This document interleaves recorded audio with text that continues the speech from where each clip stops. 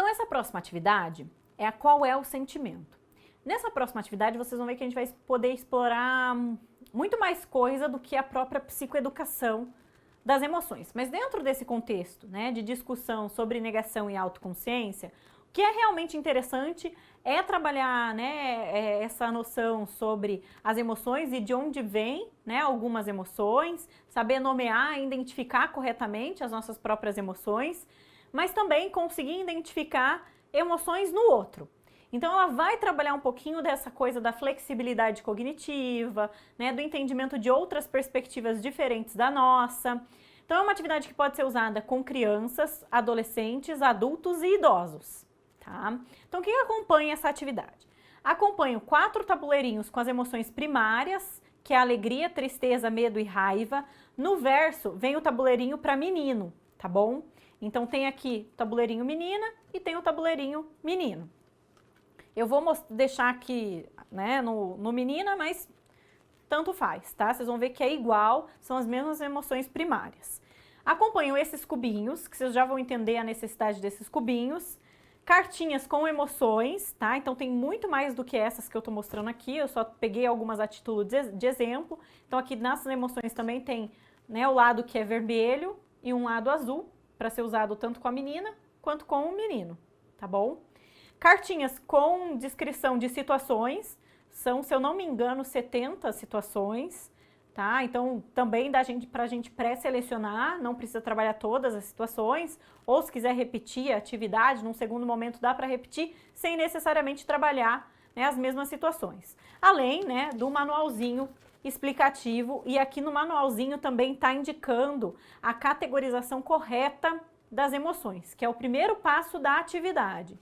Então, no primeiro passo, o que o participante vai ter que fazer? É importante vocês terem uma mesa com espaço razoável para a aplicação dessa atividade, porque vocês vão precisar de espaço, tá? Então, o primeiro passo é o participante ler as emoções, essas são as emoções secundárias. Você vai explicar, né, para o participante que essas emoções primárias a gente já nasce sentindo, que inclusive a gente compartilha ela com muitos animais sentem essas mesmas emoções, né? Inclusive, quem tem um animal de estimação em casa, a gente pode pedir para a criança identificar como é que ela sabe que ele está alegre, com raiva, triste ou com medo. Só que essas emoções secundárias, né, nem todos os animais sentem e a gente aprende a sentir. E elas vêm dessas emoções primárias, né? Elas surgem através dessas emoções primárias. Então ela vai ter que agora, nesse momento, classificar conforme ela acha e acredita, né, que essas emoções secundárias, de quais emoções primárias ela acha que essas emoções vêm, tá? Então aí vai precisar de espaço, porque ela vai colocar em volta ou embaixo aqui do tabuleirinho da emoção primária, tá bom?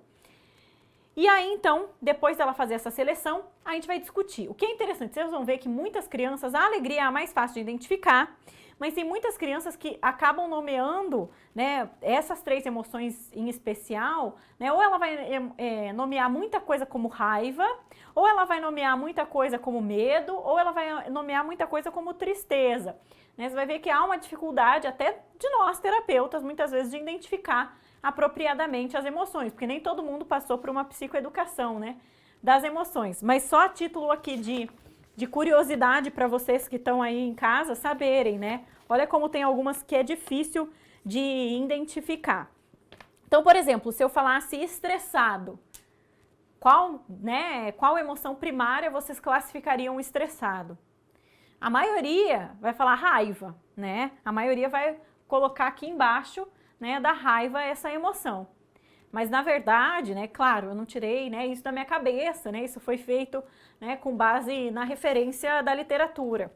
Estressado vem do medo, porque o que gera estresse é justamente muitas vezes a falta, né, de controle sobre uma determinada situação, a falta de conhecimento, né, que a gente tem sobre a situação, e aí essa falta, né, de controle, de não saber, muitas vezes é a fonte geradora de estresse, né, e a preocupação, né, do que vier, quais são as consequências, né, daquela situação que a gente estiver passando, né? Então o estresse ele vem do medo, né? Isso é só um exemplo de quanto algumas emoções são difíceis mesmo de serem nomeadas, mas tem aqui a resposta para vocês, tá? E é legal porque nesse primeiro momento a gente vai discutir justamente isso e explicar, né, por que algumas emoções são medo e não raiva, ou por que é tristeza e não raiva, tá bom?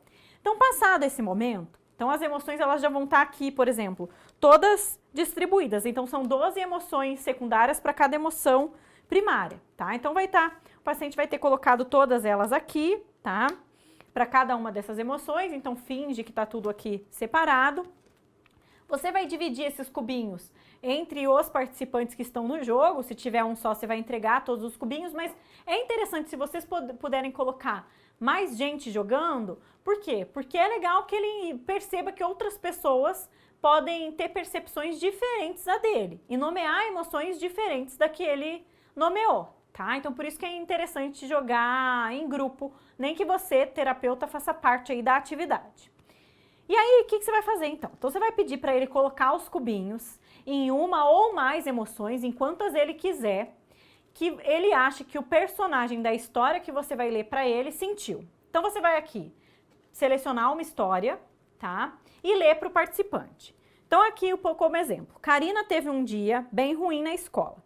Quando ela chega em casa, sua mãe está estressada e atarefada com o jantar, tá? Só para vocês verem como é a cartinha da história. E aí você pode perguntar para ele, como você acha que Karina se sentiu nessa situação? Então ele vai lá pegar os cubinhos dele e colocar em cima das cartinhas. Claro que nenhuma dessas emoções eu acho que é adequada, mas só para vocês entenderem. Então ele vai lá e coloca em cima das cartinhas das emoções que ele acha que a Karina sentiu nessa situação, tá bom?